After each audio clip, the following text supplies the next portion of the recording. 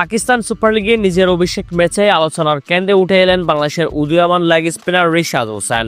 লাহোর কালান্দার্সের হয়ে প্রথমবারের মতো মাঠে নেমে তুলে নেন 4 ওভারে 31 রান দিয়ে 3টি মূল্যবান উইকেট, যা স্পষ্ট করে দেয় এই মঞ্চে তিনি কেবল অংশ নিতে আসেননি, আলো ছড়াতে এসেছেন।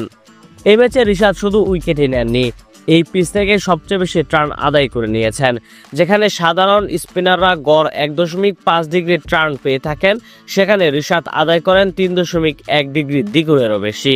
তার গুগলি এবং লেগ ব্রেকে ছিল দাঁড়, ছিল নিয়ন্ত্রণ, আর সবচেয়ে বড় কথা ছিল উইকেট নেওয়ার ক্ষুধা।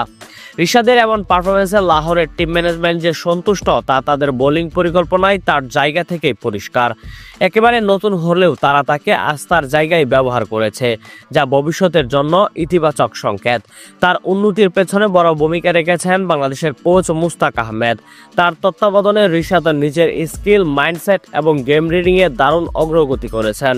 এই ধারাবাহিকতা থাকলে আন্তর্জাতিক মঞ্চেও তিনি হয়ে উঠতে পারেন বাংলাদেশের লেগ স্পিন অস্ত্র। বিশ্ব ক্রিকেটে লেগ স্পিনারদের গুরুত্ব যেখানে বাড়ছে, সেখানে রিশাদের এমন অভিষেক নিঃসন্দেহে বাংলাদেশ ক্রিকেটের জন্য দারুণ ব্যাপার। প্রিয় দর্শক, পাকিস্তান সুপার লিগে অভিষেক ম্যাচে রিশাদ হোসেনের পারফরমেন্স আপনাদের কাছে কেমন লাগলো তা অবশ্যই আমাদেরকে কমেন্ট করে জানান।